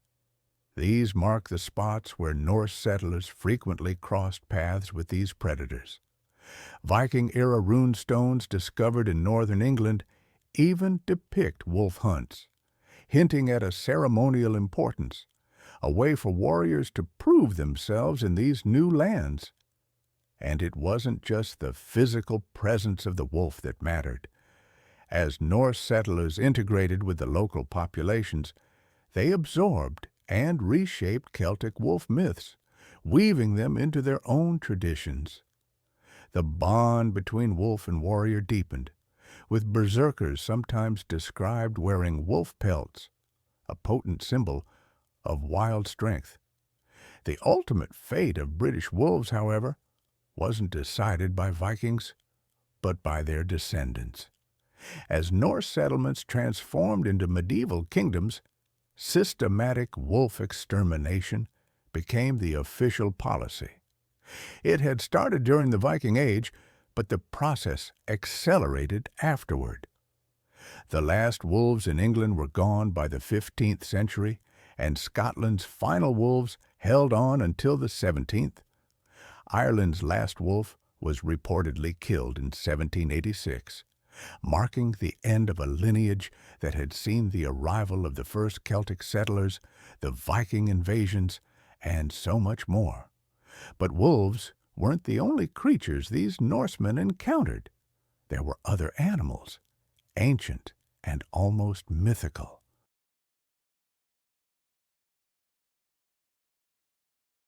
Consider the armored leviathans lurking in the rivers and coastal waters of northern Europe, the Atlantic and Baltic sturgeons. These living fossils, largely unchanged for over 200 million years, once thrived in Viking territories, but have since vanished from much of their historical range. The Baltic sturgeon in particular reached truly massive sizes, with females growing up to 10 feet long and weighing over 660 pounds. Their prehistoric appearance, with bony plates called scutes arranged in 5 rows along their bodies instead of scales, made them unmistakable, and that elongated armor-plated snout, with its vacuum-like mouth underneath, perfectly designed for sucking up mollusks and crustaceans from the river and sea floors, a truly remarkable creature. Their immense size made a single catch a major event, something worthy of inclusion in regional sagas, with several Norse tales mentioning heroes who wrestled these armored river dragons. Archaeological evidence from Viking settlements reveals specialized sturgeon spears with detachable heads designed to pierce the fish's armored exterior. It's a real testament to how important these catches were to Viking fishermen. Beyond their meat, sturgeons offered multiple valuable resources. Their swim bladders were processed into isinglass used for clarifying beer and wine and for making a powerful adhesive. Their cartilaginous skeletons, when boiled, produced a gelatin used in Viking medicine for joint ailments.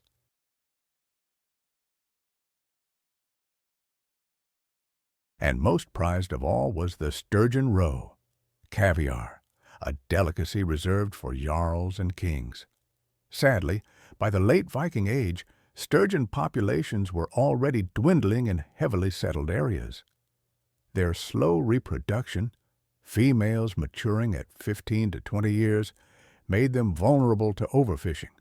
Their predictable spawning runs and habit of basking near the surface made them easy targets. In the medieval period, dams blocked spawning routes, and pollution worsened their plight. By the 18th century, Baltic sturgeon had become so rare that Scandinavian monarchs claimed them as royal property, a protection that arrived far too late. But as Vikings turned their sights inland, the armored giants of the rivers gave way to shaggy titans of the forest, massive beasts that carved their own trails through the dense woodlands. The European bison and its forest-dwelling cousin, the wisent. Unlike the American bison we know today, these European relatives were specifically adapted to the dense mixed forests that once covered much of northern and eastern Europe. Standing up to 6.2 feet at the shoulder and weighing over 2,000 pounds, the European bison was the heaviest land animal in Europe during the Viking Age. Bulls developed massive shoulder humps covered with shaggy, dark brown fur that contrasted with the lighter coat on their lower bodies. Their distinctive curved horns, though shorter than those of the aurochs, were equally dangerous when the animal charged.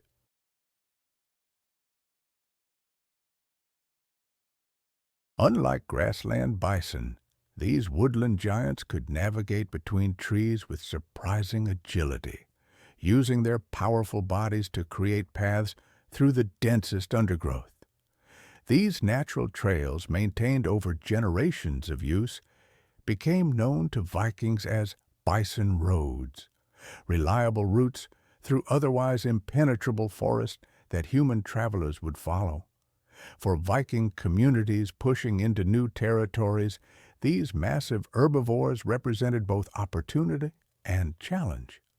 A successful bison hunt could provide meat for an entire village for weeks, along with hides thick enough to stop arrows, making them prized material for shields and winter clothing. The distinctive hump contained concentrated fat reserves that produced high-quality oil for lamps and waterproofing. However, hunting these forest behemoths was extraordinarily dangerous. Unlike deer or smaller game, wounded bison would typically I often think about the Viking hunters facing down a European bison. Imagine a single charge from one of those massive animals, capable of 40 km an hour, even through dense woods. It could easily kill multiple hunters. I've read Norse sagas that tell of entire hunting parties wiped out by enraged bulls. By the late Viking Age, the European bison was already declining. Intensive hunting, coupled with the relentless clearing of forests for agriculture, drove these magnificent animals into smaller and smaller areas.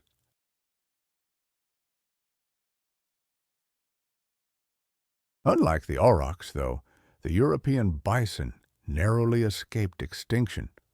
A small population clung to life in the Białowieża forest between Poland and Belarus, and today some 7,000 descendants still live there, a direct link to the forest giants the Vikings once hunted.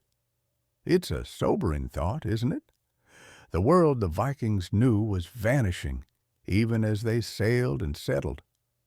The very creatures that had defined their landscapes were fading into memory, pushed toward extinction by the same human expansion and climate changes that, ironically, fueled the Viking Age itself.